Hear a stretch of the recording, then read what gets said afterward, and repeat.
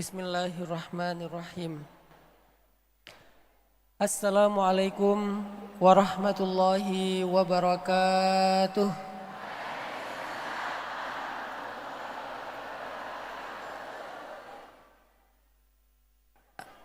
Alhamdulillahi rabbil alamin. Alhamdulillahilladzi bi ni'matihi tatimmus shalihat.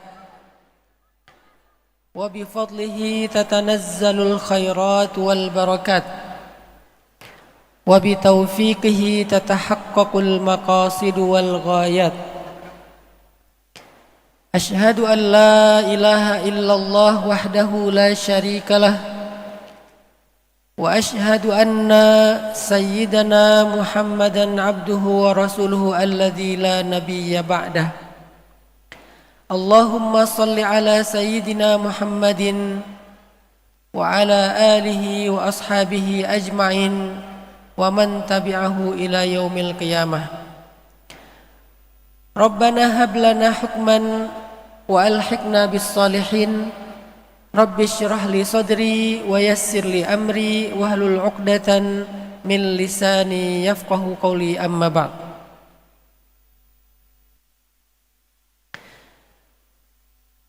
Yang sama-sama kita muliakan, yang kita hormati para pimpinan Panglima Ekspres. Di sini ada Bunda Irma Fatrijani, kemudian Bapak Jeffrey, kemudian CEO muda kita Mas Andre Virgantara.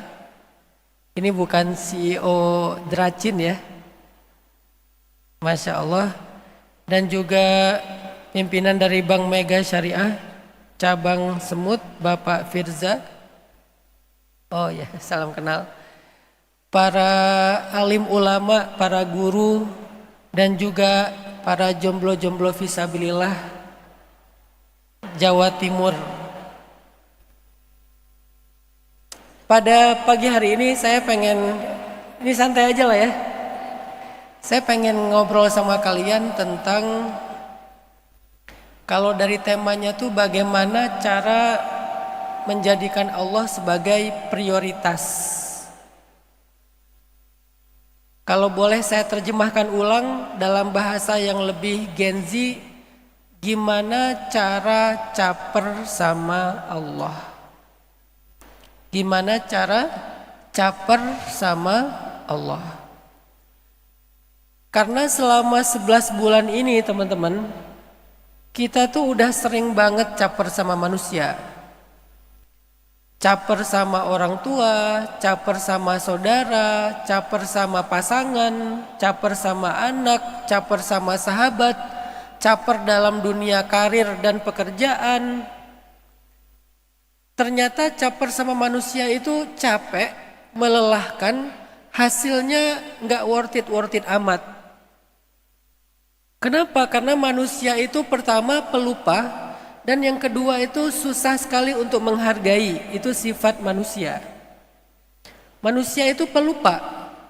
Kalian caper sama seseorang dengan segala kebaikan-kebaikan kalian, dalam hitungan menit atau dalam hitungan hari dia lupa dengan kebaikan itu. Sehingga caper kalian itu nggak jadi apa-apa. Karena dasarnya manusia itu adalah pelupa. Dan manusia itu juga susah mau menghargai orang lain, itu susah. Kenapa? Karena egonya itu besar dan rasa dengkinya itu ada.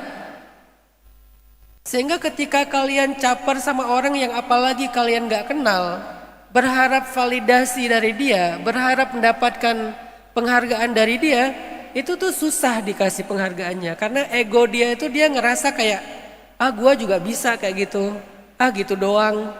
Segala macam lah, dia ngerasa bahwa ketika ngelihat orang lain hebat, ketika lihat orang lain itu berprestasi, ketika ngelihat orang lain itu asik, dia ngerasa kayak pengen juga, ada rasa ego seperti itu. Makanya ketika kita caper sama manusia, sebetulnya kita nggak dapat sesuatu yang terlalu berharga.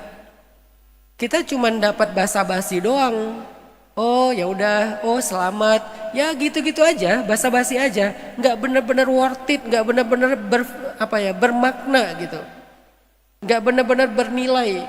Padahal untuk caper sama manusia itu kita udah jungkir balik. Coba aja kalian renungkan gimana kita caper di sosial media. Segala diposting ya. Mau makan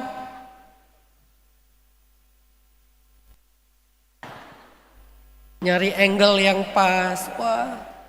Terus nyari pencahayaan yang bagus, pakai filter segala macam. Ini dimakan gak sih gitu? Sampai dingin gak dimakan-makan, sibuk dengan angle bolak-balik.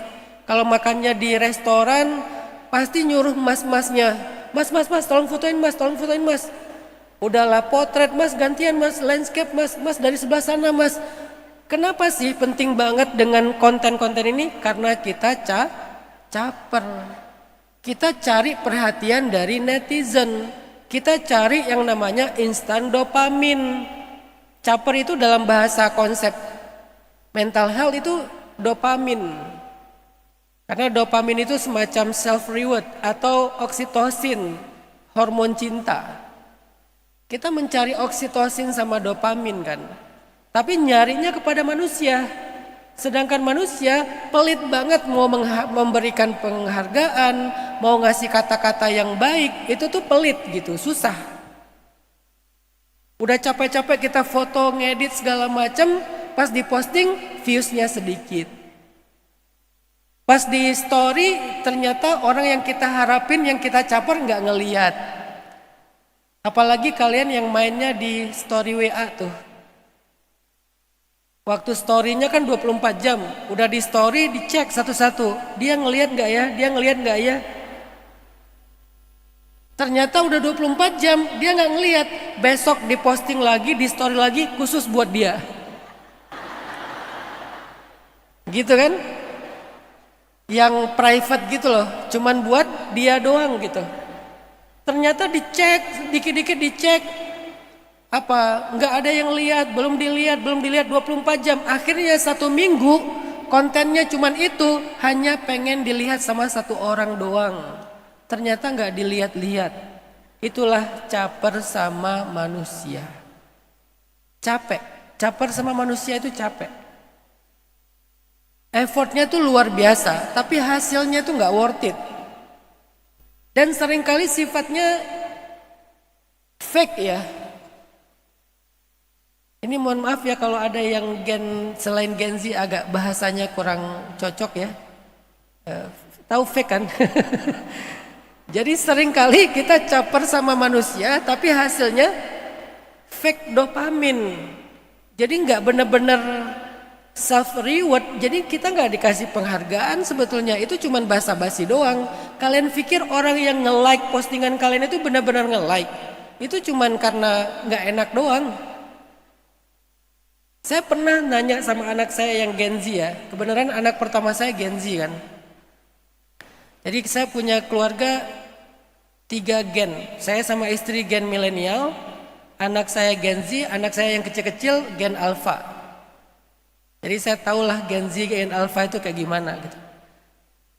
Si anak saya yang pertama ini Gen Z, saya memperhatikan ya, setiap saya posting, setiap saya story, dia selalu nge-like. Terus suatu hari pas kita lagi ketemu, karena dia lagi sekolah di luar, di Jepang. Pas kita lagi ketemu tuh, kan kita suka kayak live update gitu kan. Pas ketemu kita saling cerita lah, live update. Pas saya cerita dia nggak pernah gitu.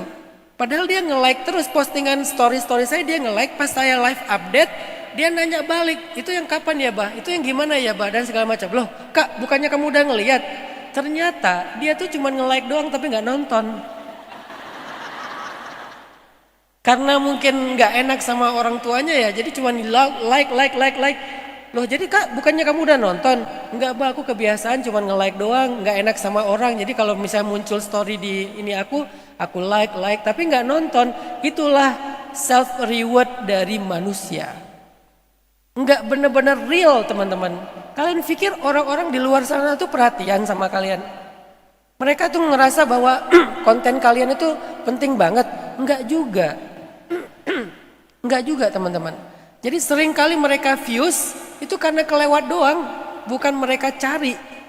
Atau mereka lagi scrolling tiba-tiba muncul postingan kalian. Kalau views ya.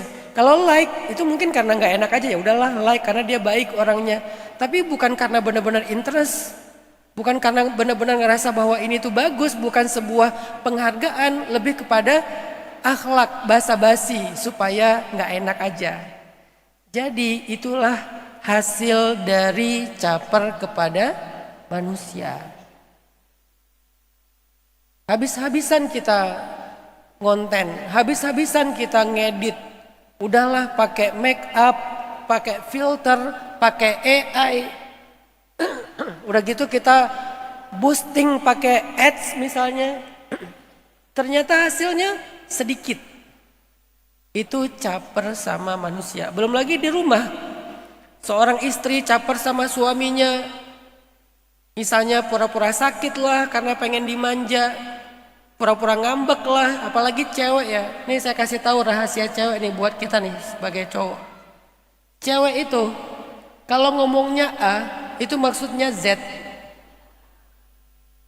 Itu cewek tuh. Kalau dia ngomongnya A, itu maksudnya Z. Jadi kalau dia bilang aku benci banget sama kamu, itu artinya aku sayang banget sama kamu. Kalau dia bilang pergi aja, itu artinya jangan kemana-mana. Itulah kenapa cewek ngasih sen kiri, beloknya kanan. Dia kalau mau belok kanan, dia bilangnya aku ke kiri ya, tapi dia ke kanan. Itu gaya cewek. Kenapa bisa kayak gitu? Karena dia butuh perhatian. Mungkin selama ini suaminya terlalu sibuk kerja. Suaminya kalau di rumah cuma megang handphone doang. Suaminya dikit-dikit keluar main sama teman-temannya, olahraga. Jadi dia ngerasa kurang dapat perhatian dari pasangannya sehingga dia caper. Capernya dengan misalnya pura-pura sakit, pura-pura ngambek, atau misalnya masakannya keasinan lah, atau nggak pakai garam sama sekali lah. Segala bentuk caper sama manusia ternyata kadang-kadang namanya laki-laki kadang nggak ngeh. Istrinya udah caper habis-habisan, suaminya nggak ngeh gitu. Istrinya sakit, tidur dibiarin aja. Atau paling cuman dikasih obat. Udah gitu nggak dimanja misalnya. Istrinya ngambek ditinggalin. Kenapa? Karena manusia itu pelupa dan manusia itu suka tidak ngeh. Ini caper sama manusia. Atau sebaliknya, suami caper sama istri. Caper dengan capeknya pekerjaan dia di luar rumah, betapa banyaknya masalah-masalah yang dia hadapi, sehingga ketika sampai di rumah tuh dia kayak pengen diperhatikan seperti anak yang paling bungsu. Karena kata banyak ibu-ibu, suami itu kayak anak bungsu. Kadang lebih bungsu daripada si bungsu.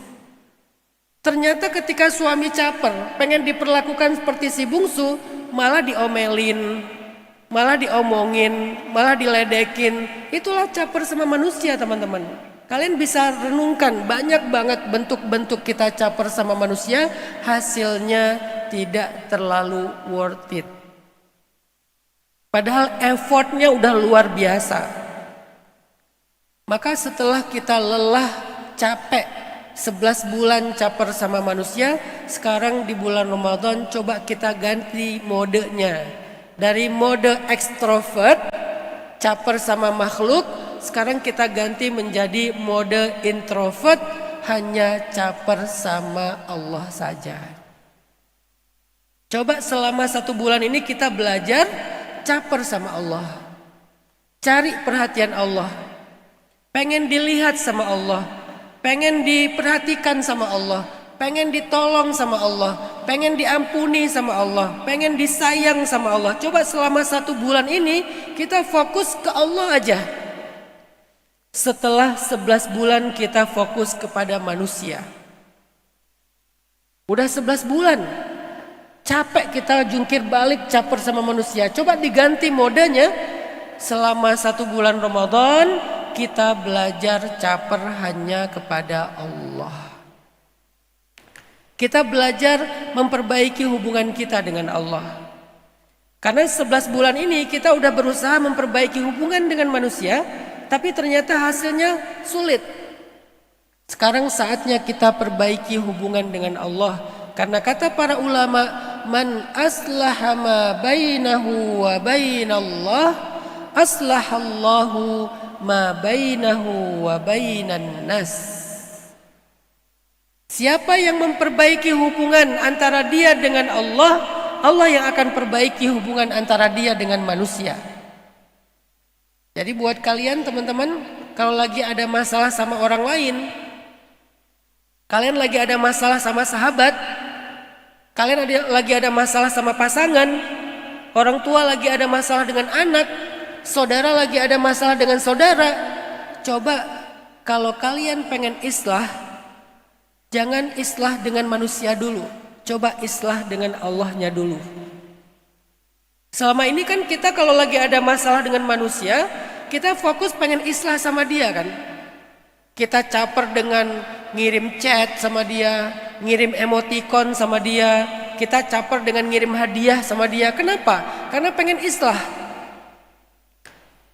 Ternyata ada orang ketika dikirim hadiah, hadiahnya diterima tapi maafnya nggak dikasih. Hadiah diterima tapi sambil digibahin. Hadiah diterima tapi tetap menjaga jarak. Padahal kita pengen islah, kita pengen perbaiki hubungan dengan dia. Ternyata cara kita keliru. Harusnya kalau kita punya masalah dengan manusia, coba islah dulu hubungan kita dengan Allah sebelum kita islah hubungan kita dengan manusia. Karena kaidahnya, siapa yang memperbaiki hubungan antara dia dengan Allah, Allah perbaiki hubungan antara dia dengan manusia. Coba perbaiki dulu zikirnya, perbaiki dulu sholatnya, perbaiki dulu iman atau yakin kalian kepada Allah, perbaiki dulu dosa-dosanya tinggalin. Coba islah dulu hubungan kita dengan Allah, baru nanti Allah akan islah hubungan antara kita dengan manusia. Ini sebetulnya rahasia memperbaiki hubungan teman-teman. Saya sering gitu, ketika misalnya saya lagi diomelin istri ya. Namanya rumah tangga kan ada aja kan ujiannya kan. Kadang-kadang beda pendapat atau apalah. Jadi akhirnya sedikit ada keributan. Ketika saya punya masalah dengan pasangan saya nggak langsung mikirin gimana ya cara nyenengin dia, gimana ya cara bikin dia mau ngomong lagi setelah diem misalnya. Saya nggak itu dulu yang saya pikirin. Yang saya pikirin pertama adalah kayaknya saya banyak dosa nih.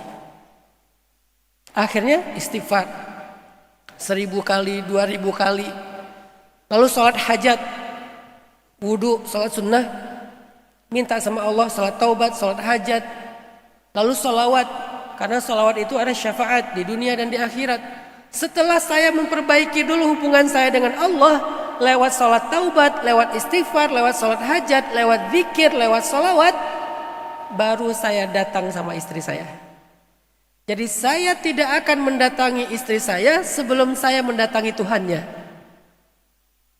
Kalau saya mau mengambil hati istri saya tidak perlu mengetuk pintu rumahnya atau pintu hatinya, tapi saya mengetuk pintu rahmat Tuhannya. Karena hati siapapun ada di dalam genggaman Allah Subhanahu wa Ta'ala. Jadi itu yang harusnya kita lakukan pertama teman-teman. Dan rasanya gimana Ustadz? Rasanya setelah saya memperbaiki hubungan dengan Allah, Allah ngasih saya namanya syarhus sadar, lapang dada. Ego itu jadi turun setelah memperbaiki hubungan dengan Allah. Dan jangan-jangan yang membuat hubungan kita dengan manusia itu sulit diperbaiki itu ego kita tinggi.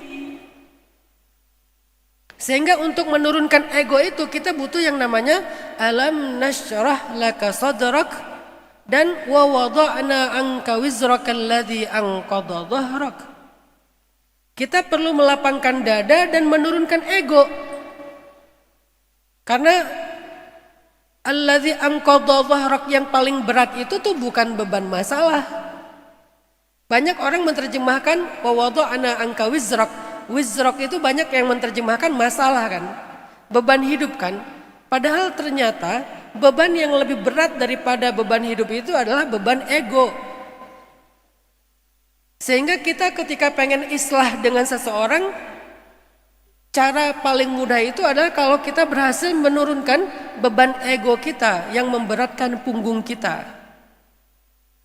Kadang bukan masalahnya, bukan kata-katanya yang jadi masalah. Sering kali kita bilang kata-katanya nggak pantas, sikapnya nggak pantas, ekspresinya tuh jengkelin, nyebelin. Jangan-jangan bukan itu, tapi sempit dada dan ego kita yang bikin kita merasa kayaknya punya masalah besar dengan seseorang. Terus gimana cara biar ego ini turun, biar dadanya lapang? Caranya adalah coba perbaiki dulu hubungan kita dengan Allah. Baru Allah berfirman, alam nashrah laka sadrak wa wada'na anka wizrak.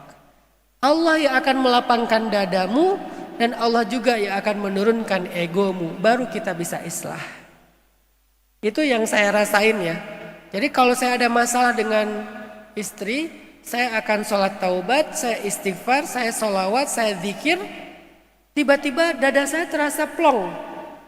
Sehingga yang tadinya marah jadi nggak marah. Yang tadinya kayak susah banget mau maafin jadi mau maafin. Yang tadinya nggak mau nyamperin duluan karena ego, sekarang nyamperin duluan, mau ngalah. Tiba-tiba aja bisa kayak gitu. Kayak mudah banget gitu.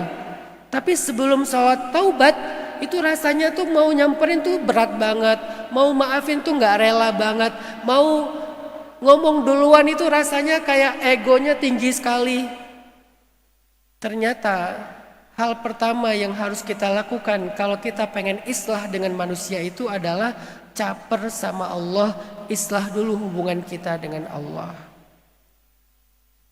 Nah hari ini kita pengen belajar bagaimana ya cara dapetin perhatian Allah dalam 1 bulan ini? Ya mungkin 20 hari lagi lah tersisa kurang lebih. Gimana cara kita caper sama Allah setelah kita tahu banget cara caper sama manusia? Kita caper dengan manusia dengan dandanan kita. Ada yang dandanannya itu Masya Allah ya, warna-warni dari ujung kepala sampai ujung kaki itu kayak pelangi gitu. Ada yang caper sama manusia dengan flexing kan, pengen nunjukin kalau dia itu sukses, kalau dia itu punya aset, punya harta, punya mobil, punya motor-motor yang bagus. Caper sama manusia. Caper dengan manusia dengan konten-konten yang tadi diedit. Pertanyaannya sekarang, kalau mau caper sama Allah serepot itu enggak sih gitu? Gimana cara caper sama Allah setelah kita udah capek caper sama manusia?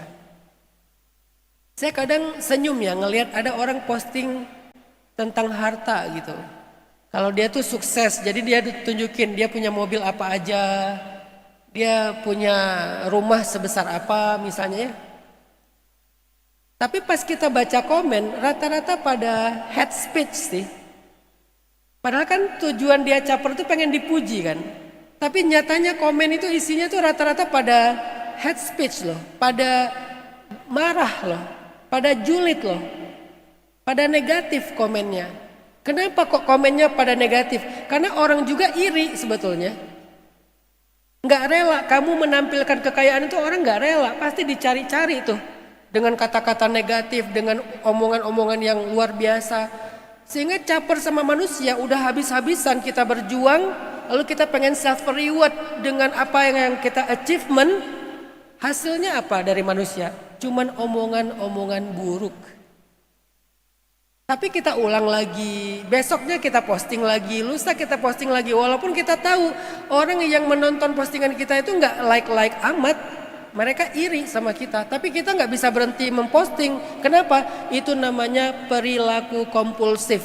Tahu itu nggak bagus, tapi nggak bisa berhenti. Sama aja kayak misalnya kita perilaku kompulsifnya itu dikit-dikit cek notifikasi. Padahal kita nggak lagi nunggu WA dari siapa-siapa kan. Nganggur dikit ngambil handphone, oh nggak ada. Nganggur dikit cek lagi, oh nggak ada. Kenapa kita ngecek bolak-balik WA masuk padahal kita nggak lagi nunggu siapa-siapa? Itu namanya perilaku kompulsif. tahu nggak bermanfaat, tahu nggak butuh, tahu nggak ada yang ditunggu, tapi nggak bisa berhenti melakukan hal yang sama.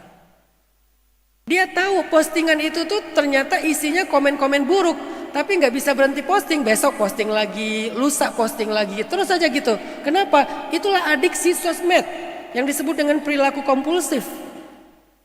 Itulah bahayanya orang yang sudah fake dopamin. Dia ketagihan terhadap self reward dan dopamin itu, padahal yang dia dapatkan itu nggak pernah membuat dia puas dan kenyang. Itu bahayanya fake dopamin. Kita kayak butuh validasi, tapi nggak pernah merasa tercukupkan. Akhirnya kita terjebak di dalam perilaku kompulsif, pengen posting lagi, hate speech, posting lagi, hate comment, posting lagi, dijulitin sama banyak orang. Tapi kita nggak bisa berhenti, dan itulah capeknya sosmed. Itulah capeknya caper sama manusia. Dan ini fakta teman-teman, ini realitas kehidupan hari ini. Tanpa sadar kita sering kan, apa yang kita alamin, apa yang kita lakukan langsung pengen diposting. Berharap orang yang ngelihat itu menghargai kita. Enggak. Tapi kita tahu dia nggak menghargai, biasa-biasa aja. Tapi kita nggak bisa berhenti posting lagi. Kompulsif banget. Ini adalah contoh betapa capeknya caper sama manusia. Terus gimana dong Ustadz? Coba ganti. Sekarang dopaminnya kita nggak pengen dari manusia, validasinya nggak pengen dari manusia.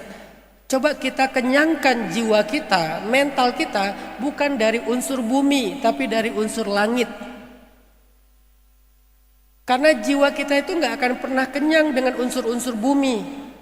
Soalnya jiwa kita itu tidak diciptakan dari tanah, yang diciptakan dari tanah itu raga kita.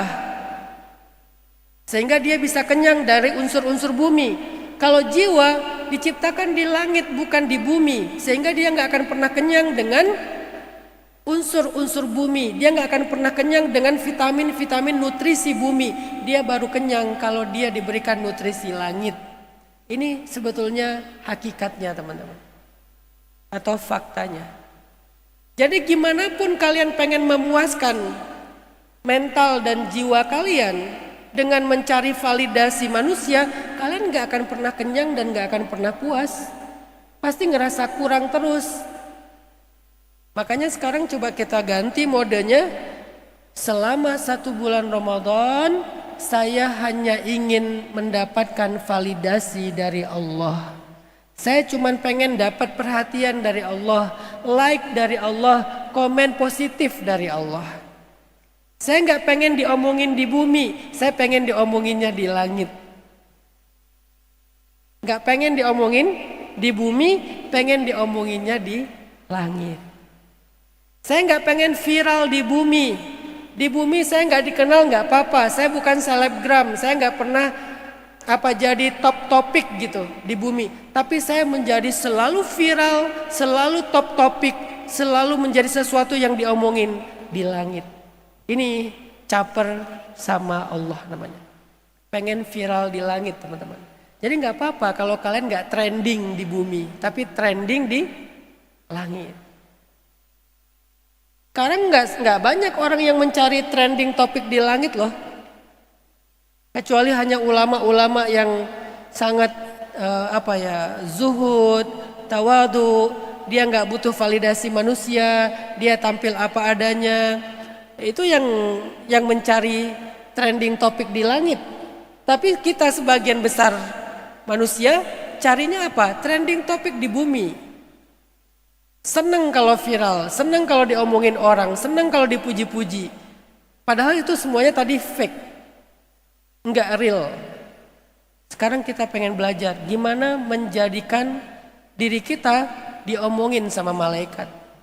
Trending topik di langit, viral di langit, top topik di langit, dipuji-puji sama Allah. Allah bilang sama para malaikat, wahai para malaikat, ini hambaku, dia memuji aku mencintainya, cintailah dia. Lalu para malaikat saling berbicara di langit tuh, satu dengan yang lain saling ketemu bilang, itu ada kekasih Allah, Allah mencintainya, cintailah dia. Akhirnya seluruh penduduk langit mencintainya. Lalu para malaikat yang ditugaskan turun ke bumi membicarakan dia juga di antara makhluk-makhluk selain manusia dan jin, sehingga seluruh makhluk di bumi mencintainya. Lalu Allah meletakkan qabul, dia diterima di bumi. Itulah baru disebut dengan orang yang selebgram langit. Gimana cara menjadi selebgram langit? Gimana cara caper sama Allah? Gimana biar kita trending topik di langit? Gak apa-apa gak trending topik di bumi. Kebaikan kalian gak diomongin pasangan, gak apa-apa, tapi diomongin Allah. Pengorbanan kalian gak diomongin sama teman, sahabat, grup WA, gak apa-apa, tapi diomongin malaikat. Susah payah kalian gak diomongin sama atasan, gak apa-apa, tapi diomongin oleh pencipta langit dan bumi. Bisa gak kita ganti sekarang wish kita, hope kita, life goals kita, dari mencari validasi manusia menjadi mencari validasi Allah dan para malaikat. Gimana caranya? Ada 3. 3 cara caper sama Allah yang menjadikan kita trending topik di langit, yang membuat kita dicintai Allah Subhanahu wa taala. Ada 3 cara. Yang pertama, jadikanlah habit kalian itu, habit itu artinya kebiasaan kalian, jadikanlah habit kalian itu setiap hari atau lifestyle kalian setiap hari itu adalah taubat. Karena selama ini kita pikir taubat itu cuman kayak sebuah amalan di penghujung sebuah masa. Misalnya udah tua baru taubat, atau pas Ramadan aja taubat, atau kalau pas umroh baru taubat. Taubat itu bukan amalan di akhir dari sebuah perjalanan. Taubat itu harusnya menjadi daily activity kita. Menjadi habit kita, menjadi lifestyle kita. Coba sering-sering taubat deh. Minimal sholat taubat sehari 2 kali, siang sekali, malam sekali. Minimal istighfar sehari 1000 kali. Karena Nabi aja 100 kali, padahal beliau gak punya dosa. Apalagi kita yang pendosa, minimal 1000 kali. Coba belajar menjadi orang yang taibin. Kalau perlu tawabin, bukan hanya taib, tapi tawab. Orang yang ahli taubat. Arti ahli taubat, sering taubat. Kenapa? Karena Allah sangat mencintai orang yang bertaubat. Allah berfirman di dalam surat Al-Baqarah ayat 222, "Innallaha yuhibbut tawwabin wa yuhibbul mutatahhirin." Allah sangat mencintai orang-orang yang rajin taubat. Bukan orang yang bertaubat, rajin taubat. Kalau yang bertaubat itu taibin. Tapi kalau udah diganti dengan tasydid menjadi tawwabin, itu artinya rajin taubat. Sama kayak orang yang suka sholat malam, namanya qaim. Tapi kalau udah rajin sholat malam, namanya qawwam. Orang yang puasa, namanya shaim. Tapi kalau udah rajin puasa, namanya shawwam. Kalau puasanya sesekali, shaim namanya. Tapi kalau udah sering puasa, shawwam namanya. Kalau sholat malamnya sesekali, qaim namanya. Tapi kalau sering sholat malam, qawwam. Kalau taubatnya sesekali, taib. Tapi kalau sering taubat, tawab. Dan Allah mencintai siapa? Bukan taibin, tapi tawabin, yang rajin taubat. Allah cinta sama orang yang rajin taubat. Jadi kalau kalian pengen dicintai Allah lalu diomongin di langit, sering-sering taubat. Nganggur dikit, salat sunnah taubat, istighfar. Malam sebelum tidur, salat sunnah taubat. Siang sekali, malam sekali. Siang sekali, malam sekali. Taubat setiap hari taubat, setiap hari taubat. Kenapa bisa siang dan malam? Karena kata Nabi, sesungguhnya Allah membuka pintu ampunan di malam hari untuk mereka yang berbuat dosa di siang hari. Allah membuka pintu ampunan di siang hari untuk mereka yang berbuat dosa di malam hari. Jadi siang malam taubat terus. Baru Allah akan cinta sama kita. Allah cinta teman-teman sama orang yang bertaubat. Padahal kan orang yang bertaubat itu kan orang yang banyak dosa kan. Yang namanya taubat itu kan berarti dia menyesali dosa. Tapi orang yang banyak dosa ini, begitu dia mengatakan astaghfirullahaladzim, ya Allah ampuni dosa-dosaku, Allah langsung mengampuni dia dan bahkan Allah jatuh cinta sama dia. Semulia itu orang yang bertaubat, teman-teman. Jadi jangan berkecil hati. Kalau kalian ngerasa kayak, aduh aku kayaknya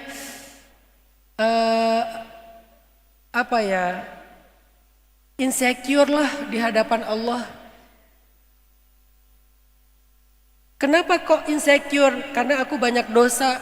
Aku baru belajar Islam, aku baru hijrah, aku belum ngajinya belum benar, ya tak bacanya masih salah-salah, sholatnya juga belum sempurna, syariatnya belum sempurna, masa lalu aku itu kelam, aib aku itu banyak, aku ini orangnya kotor.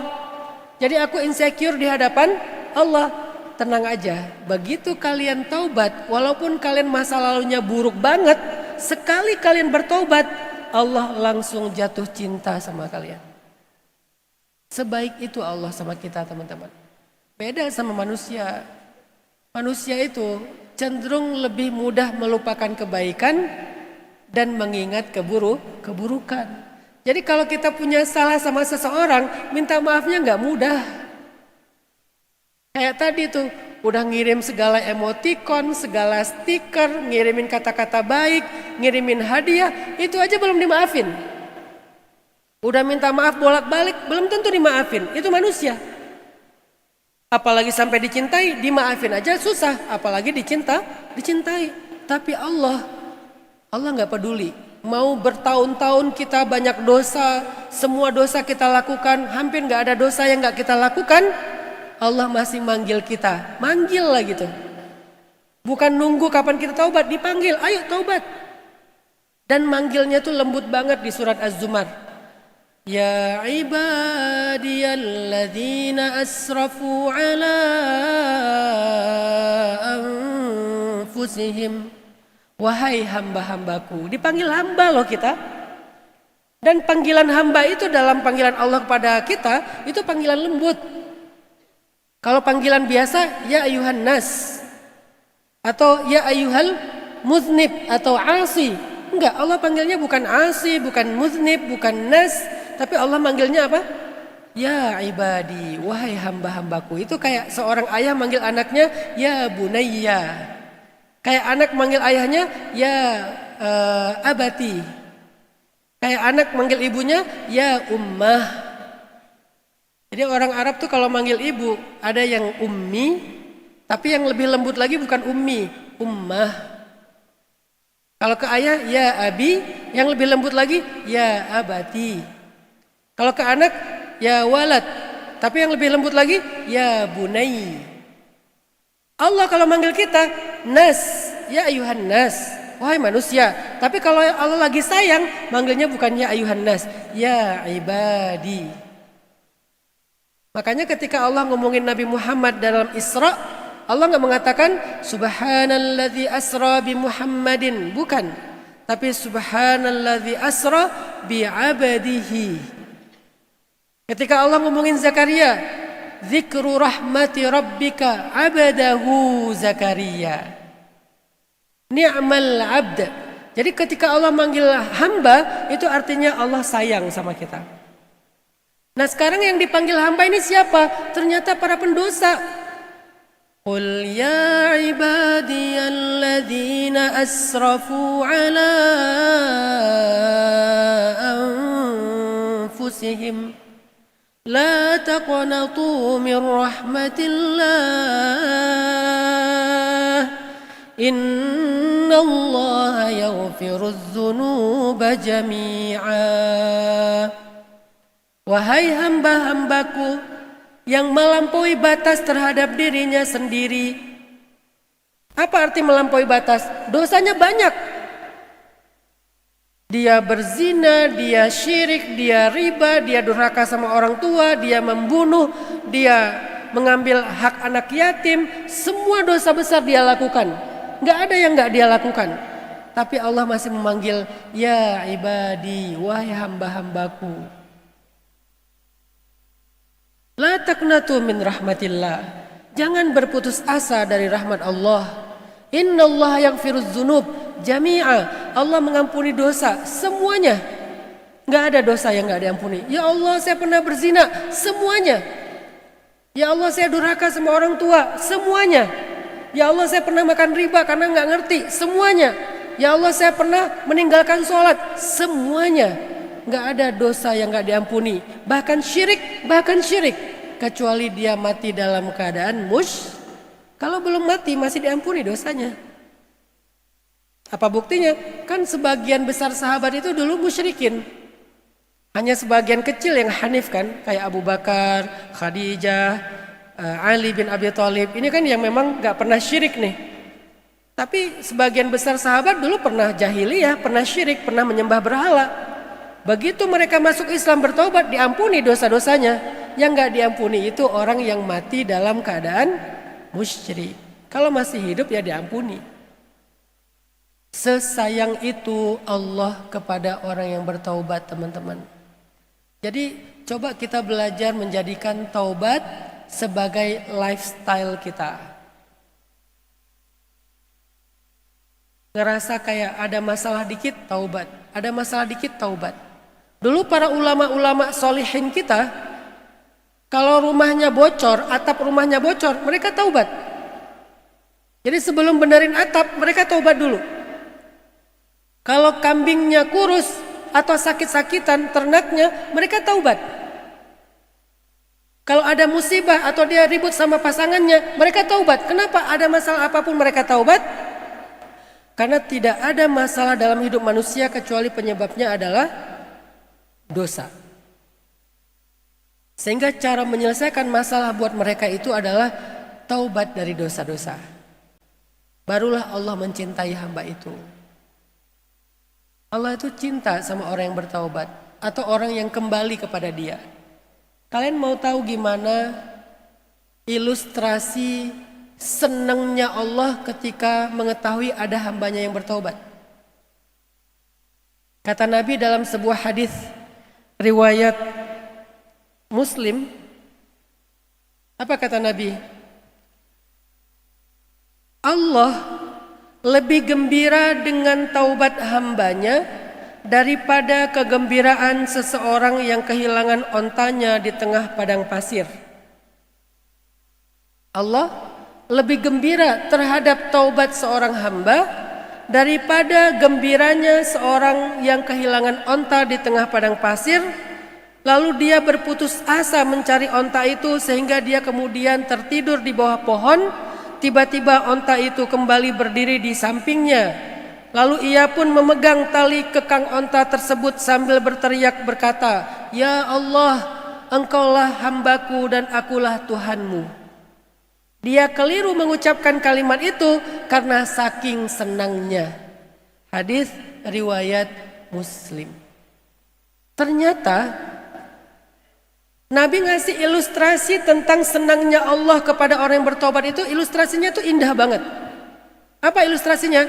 Ada seorang laki-laki yang lagi safar melewati padang pasir naik onta, tiba-tiba terjadi badai pasir. Gara-gara badai pasir dia jatuh dari ontanya lari. Membawa air, membawa minuman dia, membawa makanan dia, lari ontanya tuh. Sehingga dia seharian nyari-nyari onta itu gak ketemu sampai dia udah dehidrasi, udah depresi, udah capek banget. Akhirnya dia pingsan di bawah sebuah pohon. Pas dia sadar, tiba-tiba onta itu ada di sebelahnya. Saking senangnya dia menemukan ontanya kembali dengan minuman dan makanan yang ada di dalam onta itu, dia berteriak, saking senangnya dia teriak, "Ya Allah, Engkaulah hambaku dan akulah Tuhanmu." Kan ini fatal ya kesalahannya. Kok bisa dia mengatakan Allah adalah hamba dia dan dia Tuhan Allah? Kok bisa gitu? Ada orang syirik tapi gak sefatal ini. Saking senangnya dia menemukan ontanya sampai dia salah ngomong, "Ya Allah, Engkaulah hambaku dan akulah Tuhanmu." Dan ternyata kata Nabi, Allah lebih senang daripada orang itu ketika menyambut kedatangan hambanya yang pulang karena ingin bertaubat. Kebayang gak senangnya Allah sama orang yang bertaubat? Senang banget teman-teman. Jadi jangan berkecil hati, jangan insecure dengan dosa-dosa kita. Kalau kita pulang, sekali aja kita bilang astaghfirullahalazim, Allah lebih senang daripada laki-laki yang kehilangan onta tadi. Menyambut kedatangan hambanya. Halummu ilayya, salaman salaman. Labbaika ya abdi, selamat datang hambaku, selamat datang. Ada apa? Apa yang kamu butuhkan? Hallaka hajah? Bahkan Allah turun di sepertiga malam bertanya, hal min taib? Ada yang butuh aku terima taubatnya? Ada yang butuh aku ampuni dosa-dosanya? Allah sendiri yang menawarkan. Saking senangnya Allah melihat hambanya yang berdosa lalu datang untuk bertaubat. Hal min taib? Hal min mustaghfir? Adakah yang mau bertaubat? Adakah yang mau meminta ampun? Allah sendiri yang bertanya. Sesayang itu Allah kepada orang yang taubat. Jadi coba setiap hari taubat, pagi taubat, malam taubat, pagi taubat, malam taubat. Ini cara caper yang pertama. Banyakin taubat. Nanti pasti akan Allah berikan perhatian yang luar biasa, kasih sayang yang luar biasa, diomongin di langit sama Allah. Cara caper yang kedua. Perbanyakin amalan sunnah setelah yang wajib. Perbanyakin amalan sunnah setelah yang wajib. Jadi jangan mencukupkan diri dengan yang wajib-wajib aja. Puasa sudah, sholat 5 waktu sudah, haji sudah, zakat sudah. Coba tambahin dengan amalan-amalan sunnah yang ringan-ringan aja. Kalau perlu semua kalian itu wajib punya zikir, tasbih digital kayak gini, bawa kemana-mana. Ini harus jadi lifestyle ini. Ini harus jadi lifestyle. Nganggur dikit zikir, nganggur dikit tasbih, jangan nganggur dikit scrolling, nganggur dikit scrolling. Sekarang lifestyle kita apa? Ini kan. Saya pengen ini di sebelah kiri, ini di sebelah kanan. Kalau nggak bisa ninggalin banget lah, saya nggak bilang tinggalkan ini nggak. Oke, kita nggak bisa hidup lagi sekarang tanpa ini kan. Dompet kita ada di sini. Terus juga kerjaan kita ada di sini. Oke lah, kita nggak bisa ninggalin ini sekarang. Ketinggalan di rumah, kita keluar, pasti kita balik lagi ngambil ini. Pertanyaannya, kalau ini ketinggalan di rumah, kalian udah di luar, mau pulang lagi nggak gitu? Sebutuh itu nggak kalian dengan ini? Kalian cari nggak ini? Kalau habis baterai kalian isi lagi nggak nih? Sebagaimana ini dibawain power bank, biar nggak pernah mati gitu. Sinyalnya harus bagus, bawain wifi modem, kemana-mana nyari wifi gratis. Kalian perlakukan ini, maaf ya, kalian perlakukan ini sama dengan ini atau lebih enggak gitu? Kalau sama udah oke lah, kalau lebih bagus. Tapi nyatanya enggak teman-teman. Kita bahkan sering ketinggalan ini, nggak tahu disimpan di mana. Di mana ya terakhir saya simpan? Pernah sih dikasih orang. Dikasih loh, bukan beli. Padahal ini murah, cuma 80.000. Itu aja nunggu dikasih. Sedangkan ini yang harganya mungkin belasan juta, ngantri mau belinya tuh. Keluar yang terbaru, nomor berapa tuh? 17. Maaf ya, saya udah nggak ngikutin.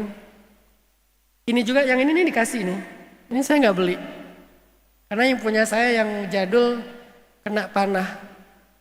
Jadi saya lagi latihan nembak, tadi ngonten kan, udah bagus, konsisten, saya taruh di dekat target nembak, jeder, tembus.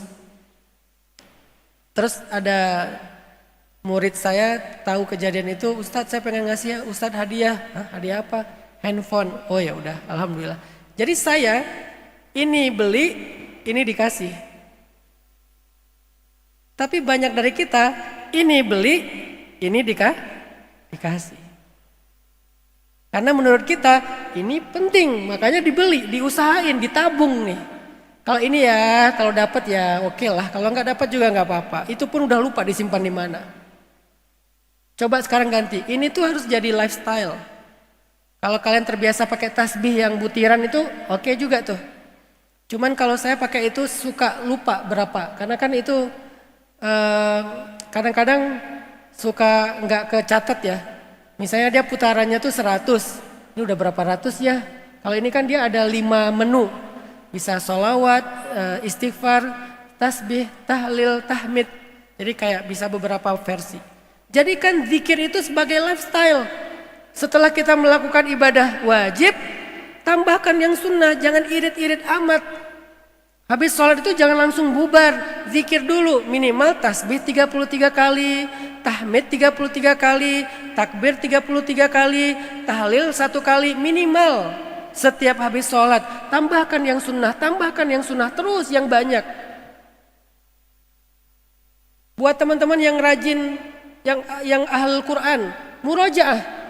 Karena para sahabat dulu khatam setiap 5 hari atau 6 hari atau paling lama 10 hari. Kalau 10 hari berarti 1 hari 3 juz. Kalau 5 hari berarti 1 hari 6 juz. Murojaah mereka kayak gitu. Mereka sholat tarawih 1 rakaat 1 juz.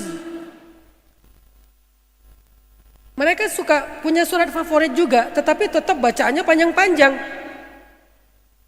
Saya udah keliling beberapa negara ya, dan saya pernah tinggal lah di beberapa negara tuh. Saya ngelihat setiap negara itu punya surat favorit kan. Ethiopia, apa surat favoritnya? Maryam. Karena surat Maryam itu ada hubungannya dengan Raja An-Najasyi di zaman Nabi. Makanya mereka suka baca Qala inni abdullahi ataniyal kitaba wa ja'alani nabiyya. Ethiopia. Surat favoritnya Maryam. Turki, surat favoritnya Al-Fath. Inna fatahna laka fatham mubina. Kenapa? Muhammad Al-Fatih, Istanbul.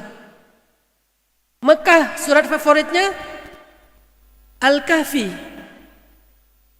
Madinah, surat favoritnya Ar-Rahman. Orang Mesir, surat favoritnya Al-Mulk. Orang Palestina, khususnya Gaza, surat favoritnya Al-Anfal. Orang Indonesia, surat favoritnya Al-Ikhlas. Karena itu yang paling ikhlas ya. Kalau yang lain agak-agak riak lah. Kalau Al-Ikhlas, ikhlas banget. Coba kalau kalian sholat tarawih, oke di masjid mungkin gak bisa dipaksain lah. Setelah dari masjid pulang ke rumah, jangan witir dulu, di rumah lanjut lagi dengan tahajud, baca yang banyak. Ustadz nggak hafal, kalau gitu tilawah yang banyak. Kalau yang hafal Quran, silakan murojaah di dalam bacaan sholat. Hidupkan malam dengan Al-Quran. Seperti Abdullah ibnu Mas'ud, seperti Abdullah ibnu Abbas, mereka menghabiskan malam mereka dengan Al-Quran. Banyakin amalan-amalan sunnah. Apa favorit kalian? Harus punya yang favorit. Saya pribadi, amalan sunnah favorit saya adalah zikir, karena itu yang paling ringan. Jadi nganggur dikit, cetrek. Tapi ini nggak ada bunyinya ya. Ada juga kan yang modelnya ada bunyi tuh, yang dipakai sama pramugari kan ya, untuk ngitung penumpang. Agak berisik sih, dan agak caper lah. Jadi pas kita zikir, orang sebelah semuanya pada ngeliatin, oh soleh gitu. Kalau ini nggak ada bunyinya. Pokoknya nganggur dikit, bukan nganggur dikit. Oh Iran lagi nyerang Israel. Oh kemarin artis itu selingkuh. Oh ada Epstein Files. Nganggur dikit scrolling. Sekarang coba ganti, nganggur dikit tasbih, nganggur dikit zikir. Kenapa? Ini ada sebuah hadis tentang caper lewat amalan sunnah. Nabi SAW bersabda, Allah Subhanahu wa Ta'ala berfirman, berarti hadis qudsi. Kata Allah, barang siapa yang memusuhi waliku, wali itu artinya orang yang dilindungi sama Allah, kekasih Allah. Barang siapa yang memusuhi waliku, maka aku umumkan perang terhadapnya. Tidaklah hambaku mendekatkan dirinya kepadaku dengan sesuatu yang lebih aku cintai daripada apa yang aku wajibkan kepadanya. Jadi kalau kita ingin mendekatkan diri kepada Allah, yang paling disukai Allah itu yang wajib, sebelum yang sunnah. Jangan sampai kita mendekatkan diri kepada Allah dengan yang sunnah, tapi meninggalkan yang wajib.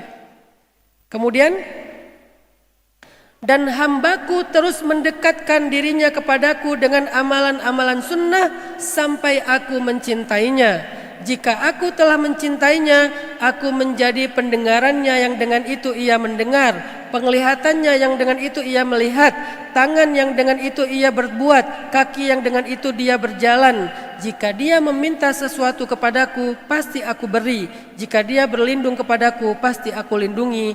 Hadis riwayat Bukhari. Gimana cara caper sama Allah? Perbanyak amal sunnah, kata Allah, sampai aku mencintainya. Sampai aku mencintainya. Ingat Allah di dalam sholat. Lagi pula ketika kita mengingat Allah di dalam sholat, Allah berfirman,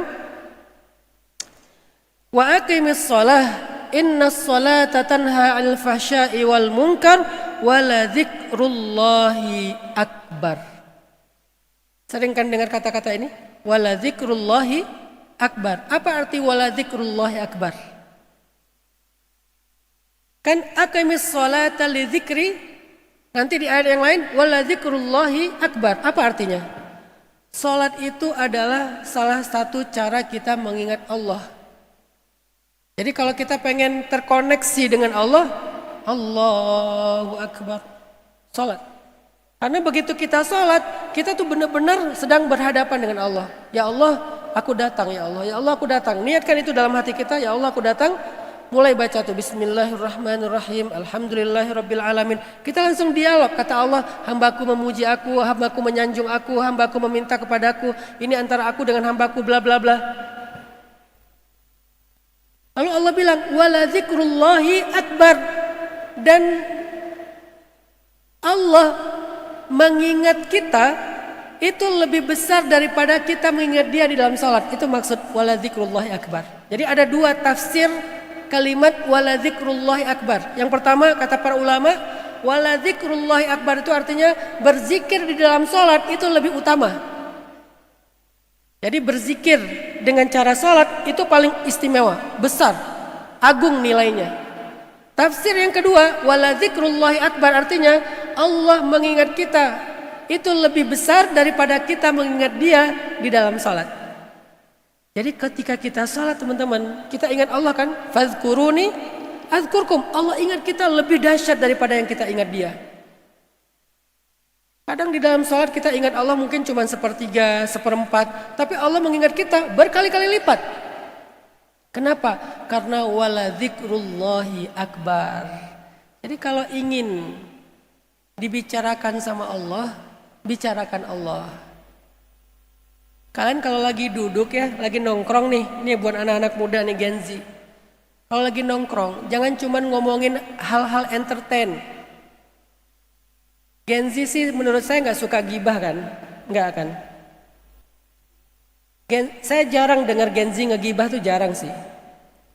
Cuman obrolannya Gen Z itu apa? Entertain, hiburan, hal-hal yang lagi update. Mereka suka ngomongin itu atau karir, masih oke lah.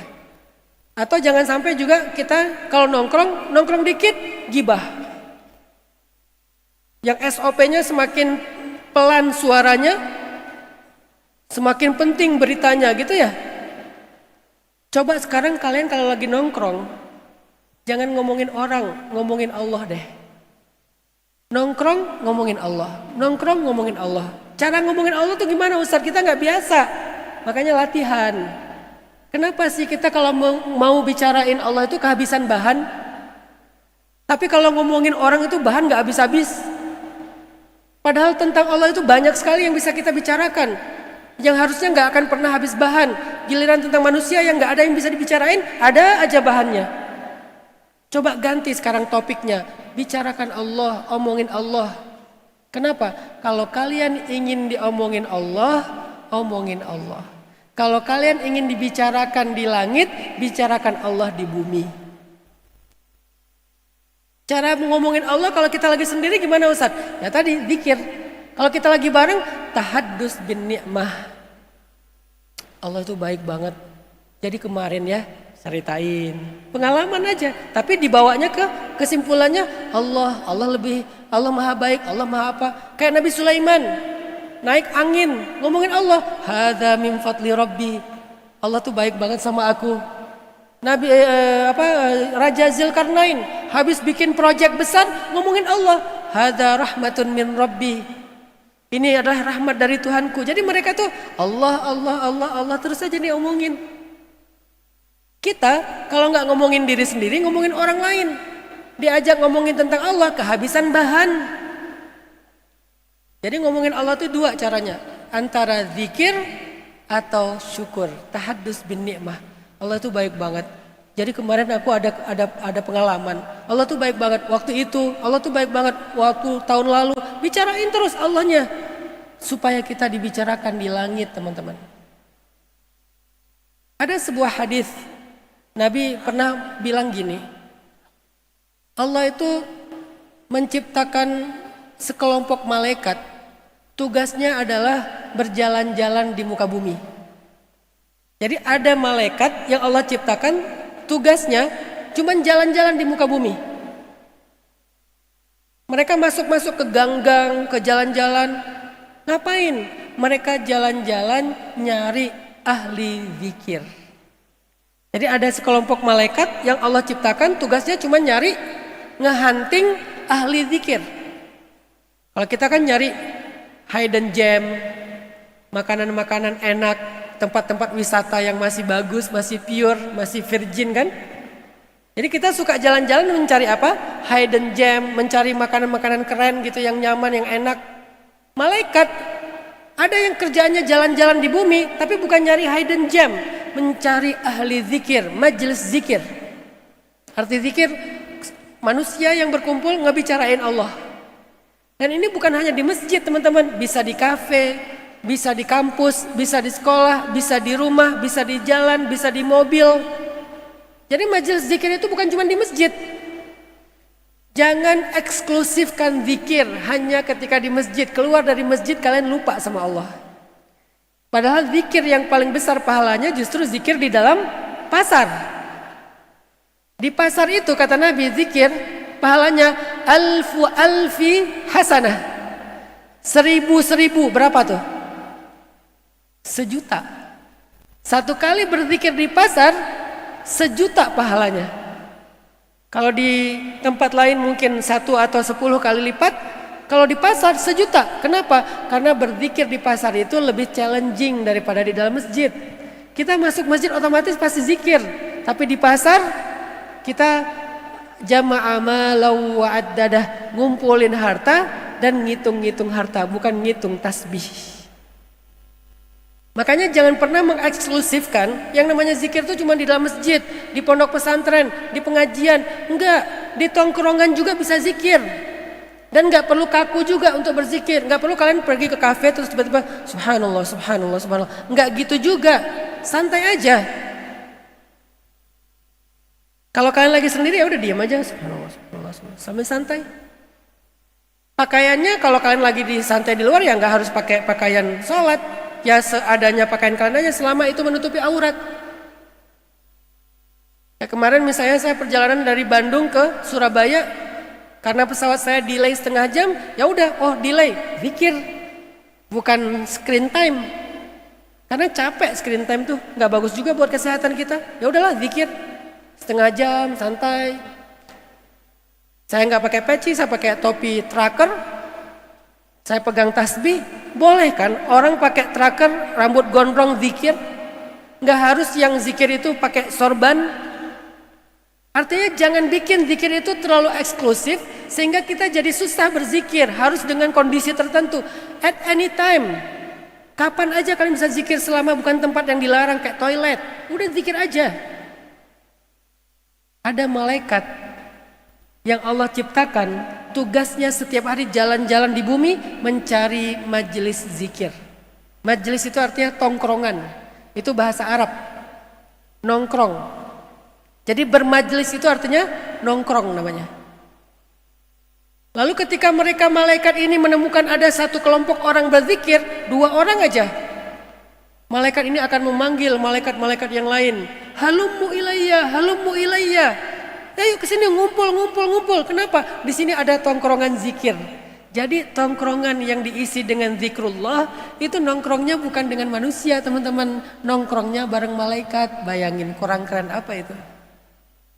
Jadi kalau kalian udah capek nongkrong sama manusia yang suka nggak on time, datangnya pada telat, udah gitu pulang duluan, udah gitu nggak bayar.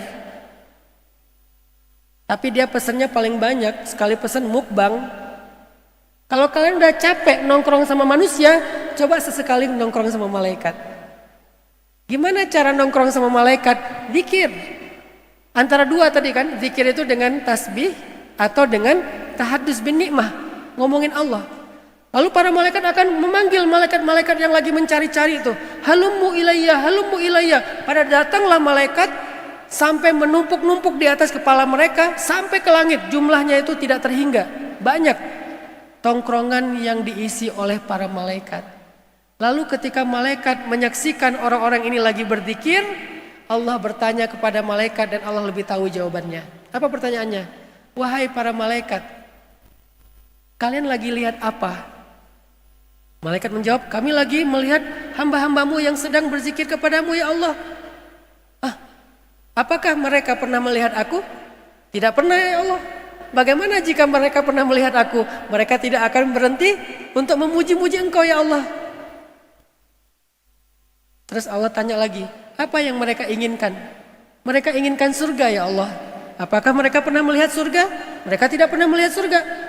Bagaimana jika mereka pernah melihat surga? Mereka tidak akan pernah tertarik lagi dengan dunia ya Allah, saking indahnya surga. Apa yang mereka takutkan? Mereka meminta perlindungan kepadamu ya Allah dari api neraka. Apakah mereka pernah melihat neraka? Tidak pernah ya Allah. Bagaimana jika mereka pernah melihat neraka? Mereka akan menghabiskan usianya dengan menangis sepanjang usianya karena takut kepada api neraka.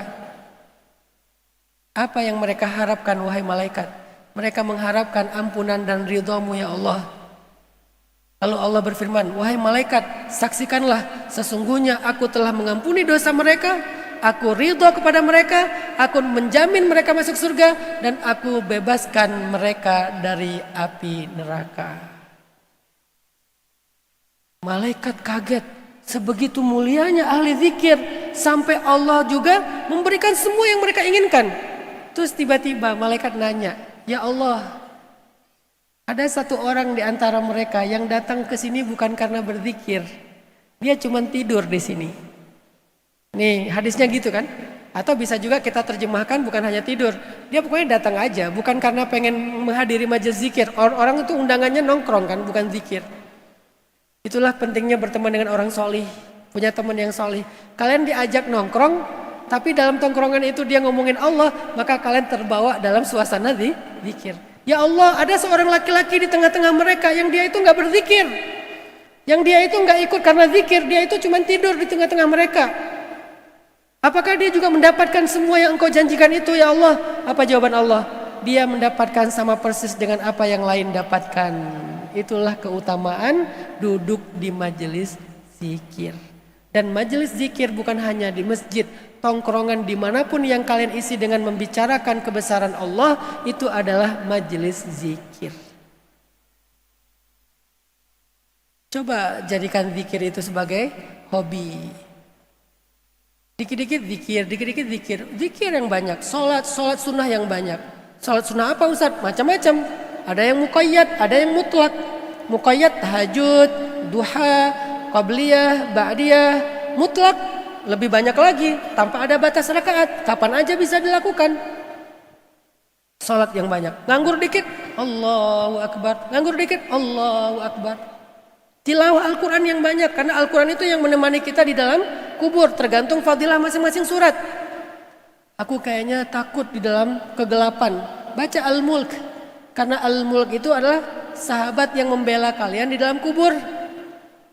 Aku takut kematian, kayaknya sakit banget, baca Yasin, karena Yasin itu memudahkan sakaratul maut. Ini zaman udah akhir zaman, kayaknya bentar lagi Dajjal muncul, baca Al-Kahfi, karena Al-Kahfi itu melindungi kita dari fitnah akhir zaman. Aku kayaknya pengen khatam Al-Quran, baca Al-Ikhlas 3 kali, khatam. Intinya adalah banyakin amal sunnah, banyakin. Nanti kalian akan ngerasain, kalian akan dibicarakan di langit. Hambaku, hambaku, hambaku. Viral, trending terus-terusan di langit. Itu cara yang kedua. Cara yang ketiga buat caper sama Allah adalah caper dalam sunyi. Caper dalam sunyi. Artinya apa?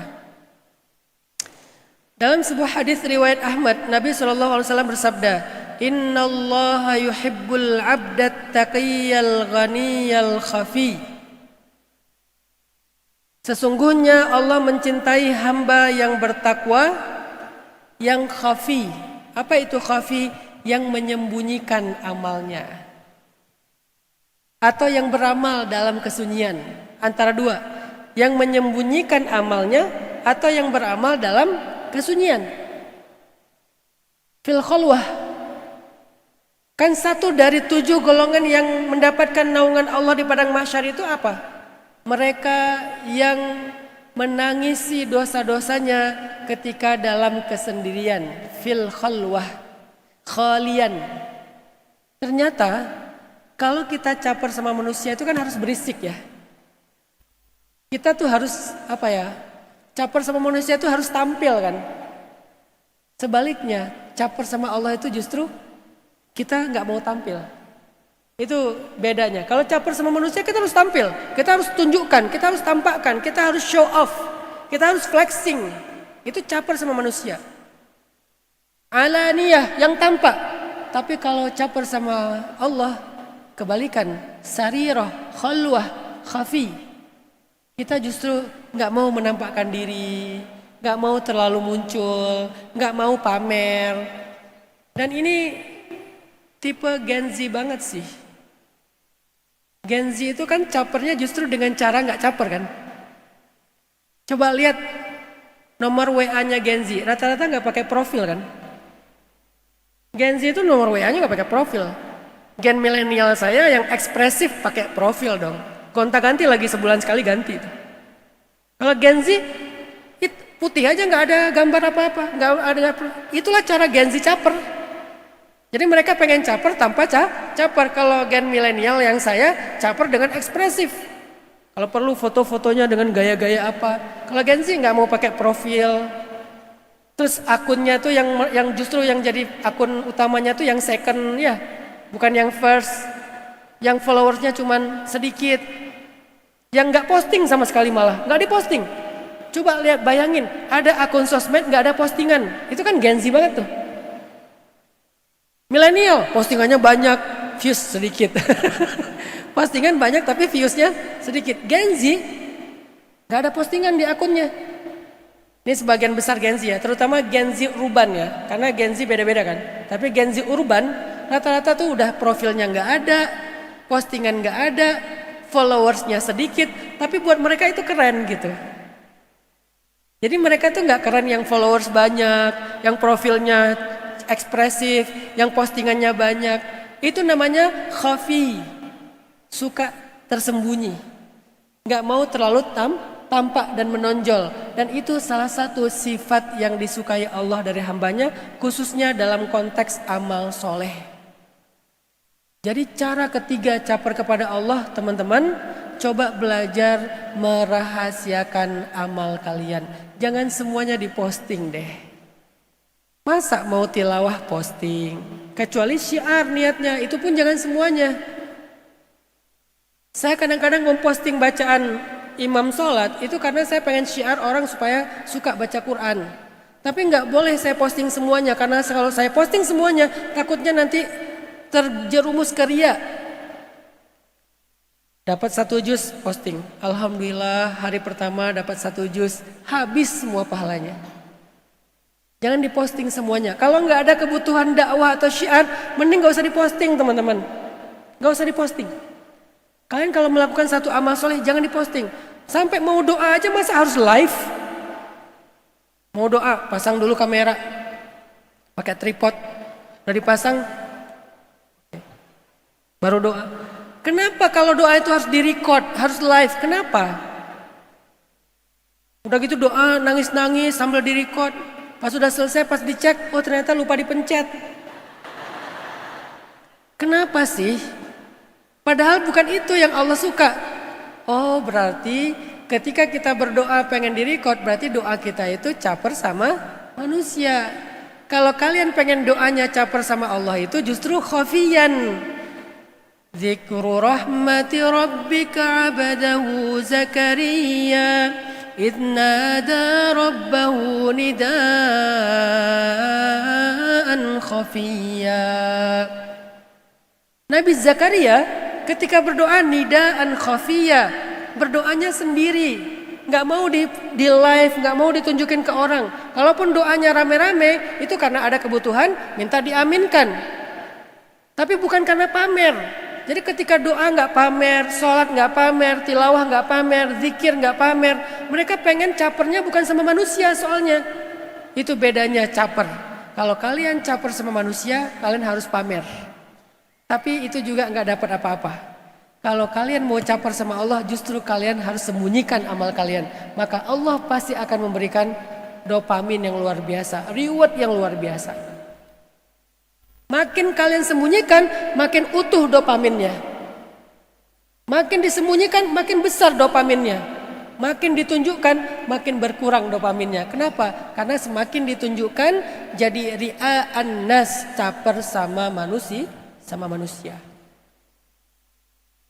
Dulu di zaman sahabat ada seorang keluarga Nabi namanya Abbas. Ayahnya Abdullah ibnu Abbas, pamannya Nabi. Abbas ini punya satu amalan yang dia rahasiakan, yaitu sedekah subuh. Jadi dia setiap malam sebelum berangkat ke masjid sholat subuh, dia pasti naruh sembako di rumah orang miskin, di depan rumah orang miskin. Giliran tuh, taruh sembako di rumah yang A, B, C. Setiap malam tuh digilir, semua orang miskin itu setiap malam didatangin sama dia dan dia memberikan sembako ditaruh di depan rumah orang miskin. Setelah dia taruh sembako, dia pergi. Dia taruh sembako, dia pulang. Sehingga orang miskin yang pagi-pagi buka pintu rumah ngelihat ada sembako di depan rumahnya, nggak tahu siapa yang semalam meletakkan sembako di depan rumah saya. Ada korma, ada gandum, ada banyak kebaikan-kebaikan yang dia taruh di depan rumah orang miskin. Dan itu terjadi selama belasan tahun, lebih dari 10 tahun kayak gitu. Nggak ada yang tahu siapa yang selama ini meletakkan sembako di depan rumah orang miskin. Saking khafinya, saking rahasianya. Kapan ketahuan? Ketahuannya pas Abbas meninggal dunia. Sejak malam itu tidak ada lagi sembako di depan rumah orang miskin. Barulah semua orang di kota Madinah mengatakan, oh berarti selama ini yang memberikan kita makanan setiap malam itu adalah Abbas. Saking khafinya. Jadi harus kuat nahan diri, jangan kepancing. Misalnya kalian ahli tahajud, terus kepancing sama teman, kayaknya kamu gak pernah tahajud ya? Hah? Gak pernah tahajud? Perasaan aku udah 10 tahun udah tahajud. Habis semuanya. Rahasiakan. Bahkan dulu ada ulama ya, ulama-ulama salih kita, itu mereka sholat tahajud, istrinya gak tahu selama 20 tahun. 20 tahun sholat tahajud, istrinya gak tahu. Gimana caranya? Saking khafinya, caranya gini. Dia tidur bareng istrinya. Begitu istrinya udah terlelap, dia bangun sholat tahajud. Begitu kira-kira jam istrinya mau bangun, dia tidur lagi. Sehingga yang istrinya tahu, dia tidur bersama dengan istrinya dan dia masih tidur ketika istrinya bangun. Saking dia rahasiakan. Boro-boro mau direcord atau di live, istrinya aja nggak tahu kalau dia selama 20 tahun nggak pernah ninggalin tahajud. Dia rahasiakan dengan cara dia tidur bareng istrinya. Begitu istrinya udah terlelap, dia bangun sholat tahajud. Kira-kira istrinya mau bangun, dia tidur lagi. Sehingga istrinya ngelihat dia masih tidur. Ini baru namanya hamba yang taqiyun khafi. Hamba yang solih dan merahasiakan amalnya. Cerita terakhir sebelum saya tutup. Di zaman Sultan Sulaiman Al-Qanuni di Turki, ada kejadian unik ya. Satu malam Sultan Sulaiman bermimpi disuruh jalan ke Basrah. Karena waktu itu kerajaan Turki itu kan luas ya. Menguasai sampai ke Irak lah. Irak, Hijaz, Syam, selain Anatolia, Turki, bahkan Eropa gitu. Suatu malam Sultan Sulaiman bermimpi disuruh pergi ke Basrah. Cuman nggak tahu alasannya buat apa. Akhirnya Sultan Sulaiman mikir, ini mah cuman bunga tidur lah. Malam kedua mimpi lagi, pergilah ke Basrah. Malam ketiga mimpi lagi, pergilah ke Basrah. 3 malam berturut-turut mimpinya disuruh pergi ke Basrah. Wah, ini pasti ada sesuatu nih. Akhirnya Sultan Sulaiman berangkat ke Basrah dengan pengawalan kecil. Jadi nggak rame gitu, biar nggak ada yang tahu. Diam-diam pergi ke Basrah di daerah Irak. Sampai di Basrah, jalan-jalan, keliling di dalam kota Basrah. Dulu masih kecil kotanya. Tiba-tiba lewat di depan sebuah rumah di sebuah gang, terdengar suara seorang perempuan yang lagi nangis. Nangisnya lumayan menyayat hati lah, sedih banget gitu. Akhirnya Sultan Sulaiman memberi salam. Assalamualaikum ya amatullah. Assalamualaikum wahai ibu. Hal adkhul, boleh saya masuk? Terus kata perempuan di dalamnya, tafadhal gitu. Ahlan wa sahlan, silakan masuk. Masuklah Sultan Sulaiman. Begitu masuk, dulu kan Turki Utsmani itu ngomongnya bahasa Arab ya. Sebelum revolusi mereka masih pakai bahasa Arab. Ditanya sama Sultan Sulaiman pas ngelihat ada seorang ibu lagi nangis di depan jenazah. Terus Sultan Sulaiman bertanya, "Ya amatullah, ma yubkik?" Wahai ibu, apa yang bikin ibu menangis? Kata ibu itu, "Saya menangisi suami saya yang baru wafat. Tapi dia kasihan suami saya," kata ibu ini. Kenapa kasihan? Karena nggak ada tetangga yang mau mengurus jenazahnya, nggak ada yang mau mensolatkan dia, nggak ada yang mau menguburkan dia. Keluarga, tetangga, semuanya nggak ada yang datang. Sultan Sulaiman kaget. Kenapa kok nggak ada tetangga yang mau mengurus? Bukankah ini hak muslim atas muslim yang lain? Apakah suami ibu seorang muslim? Ya muslim. Loh kenapa nggak ada yang ngurus? Karena semua orang salah faham tentang suami saya. Mereka menuduh suami saya ahli zina, padahal dia bukan pezina. Mereka menuduh suami saya ahli minum, padahal dia bukan peminum. Mulailah penasaran. Sultan Sulaiman nanya, "Ibu, ceritakan kepada saya apa yang terjadi." Ibu ini pun bercerita, wahai tuan, dia belum tahu ini Sultan Sulaiman. "Wahai tuan, suami saya itu punya kebiasaan merahasiakan amal. Setiap hari dia pergi ke tempat-tempat jualan minuman khamar, kalau sekarang namanya kayak beer house gitu. Setiap hari dia pergi ke beer house, dia beli tuh minuman supaya si penjual minuman itu tidak jualan minuman alkohol lagi, dia ganti dengan jualan yang lain, dia beli semuanya. Dia bawa pulang ke rumah. Sampai di rumah dia hancurkan botol-botol minuman itu. Lalu dia berkata, "Ya Allah, dengan kebesaran-Mu hari ini aku telah menyelamatkan sekian banyak orang dari minuman yang haram. Dan menyelamatkan pedagang itu dari berjualan sesuatu yang haram." Dan setiap malam suami saya pergi ke tempat-tempat lokalisasi. Dia masuk ke kamar itu satu persatu. Dia temui perempuan-perempuan yang menjual tubuhnya satu persatu. Lalu dia pulang ke rumahnya. Dia katakan, "Hari ini aku telah membayar perempuan-perempuan yang harusnya menjual tubuhnya. Aku kasih dia uang supaya dia meninggalkan tempat itu, dia bertobat. Dia tidak menjual tubuhnya lagi. Ya Allah, terimalah, hari ini aku telah menyelamatkan sekian banyak hamba-Mu dari perbuatan zina."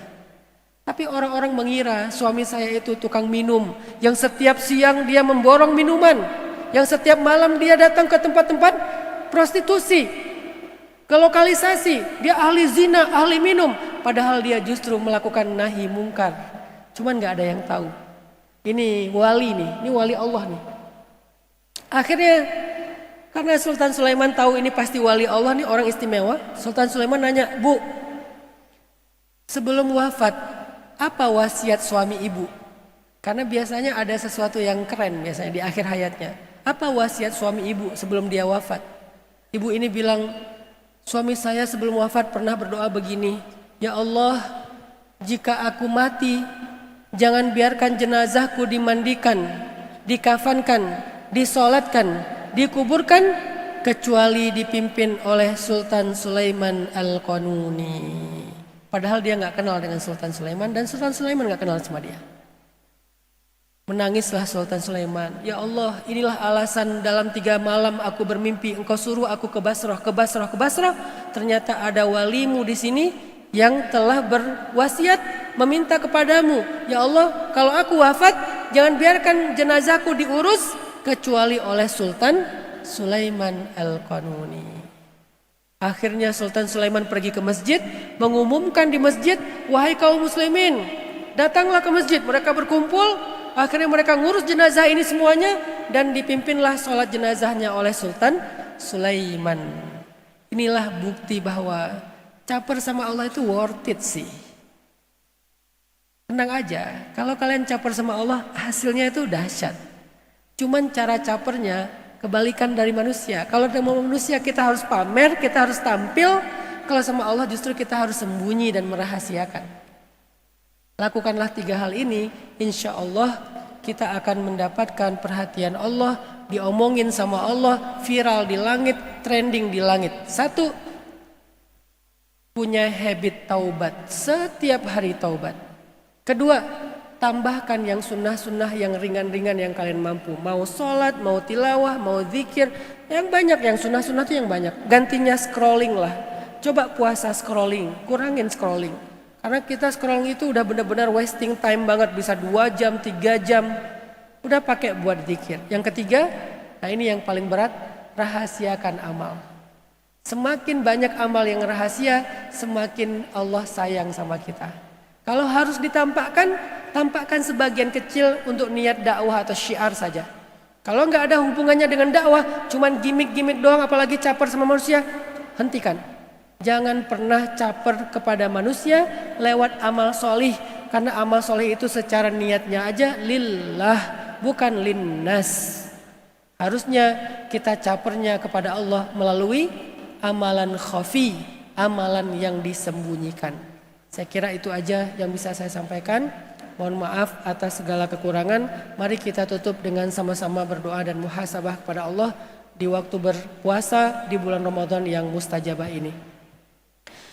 أعوذ بالله من الشيطان الرجيم بسم الله الرحمن الرحيم اللهم لك الحمد كله ولك الشكر كله وإليك يرجع الأمر كله سره وعلانيته فأهل أنت أن تحمد وأهل أنت أن تعبد لا إله إلا أنت الأحد الصمد لم يلد ولم يولد ولم يكن له كفوا أحد اللهم صل على سيدنا محمد في الأولين وصل على سيدنا محمد في الآخرين وصل على سيدنا محمد في الملأ الأعلى إلى يوم الدين وعلى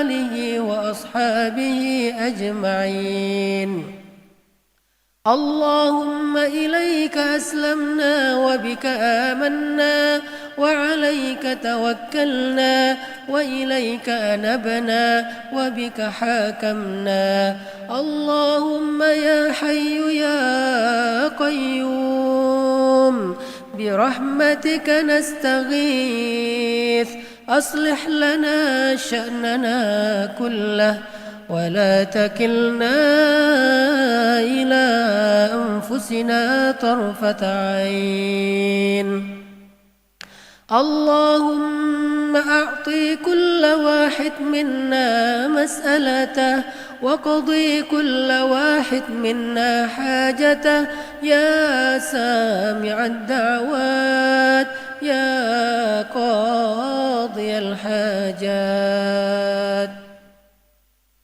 Duhai Allah yang maha tahu apa yang tampak dan apa yang tersembunyi, yang maha melihat yang maha menguasai dan meliputi, yang maha kuasa atas segala sesuatu. Kepada Engkaulah kami berserah dan berpasrah ya Allah. Kepada Engkaulah kami meniatkan segala kebaikan dan amal-amal soleh kami ya Allah. Perhatikanlah kami ya Allah. Lihatlah kami ya Allah. Pandanglah kami dengan pandangan kasih sayang-Mu ya Allah. Sayangilah kami ya Allah. Jangan palingkan wajah-Mu dari kami ya Allah.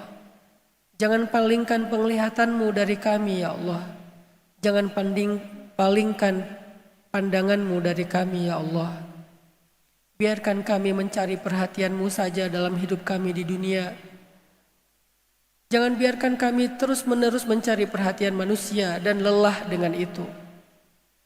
Kami ingin menyembunyikan amal-amal kami yang sedikit. Kami ingin belajar memperbaiki diri dengan taubat. Kami ingin memperbanyak yang sunnah setelah yang wajib. Bimbing kami ya Allah. Jadikanlah kami wali-walimu, kekasih-kekasihmu, orang-orang yang Engkau jamin dan lindungi. Jadikanlah kami orang yang mendapatkan perhatian-Mu, orang yang Engkau bicarakan di antara para malaikat, orang yang Engkau bangga-banggakan, orang yang Engkau sebut-sebut di hadapan hamba-hamba-Mu yang lain. Angkat derajat kami ya Allah. Lapangkan dada kami ya Allah. Tanamkanlah kecintaan di dalam hati kami kepada kebaikan-kebaikan ya Allah. Ya Allah, jangan biarkan kami merasa nyaman berbuat dosa. Jangan biarkan kami ketagihan terhadap maksiat.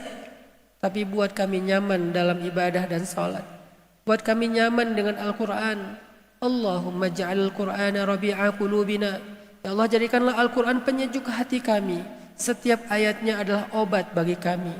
Jangan biarkan kami berobat dengan berita-berita buruk yang kami scrolling di sosial media. Jangan biarkan kami healing dengan cara berbuat maksiat dan menghabiskan waktu sia-sia. Jadikanlah healing kami, kesembuhan kami, obat kami adalah Al-Quran, adalah zikir, adalah salawat, adalah salat, adalah duduk di dalam majelis-majelis ilmu. Ya Allah, dekatkanlah kami kepada Engkau ya Allah. Jangan biarkan dosa-dosa kami menjadi hijab antara kami dengan diri-Mu ya Allah. Lapangkan dada kami, luruskan niat kami, berkahilah hidup kami, angkat derajat kami. Jadikanlah kami termasuk hamba-hamba yang Engkau ridhai. Hasbunallah wa ni'mal wakil. La haula wa la quwata illa billah. Rabbana atina fid dunya hasanah wa fil akhirati hasanah wa qina adzaban nar. Subhana rabbika rabbil izzati amma yasifun. Wassalamun alal mursalin walhamdulillahi rabbil alamin. Al-Fatihah.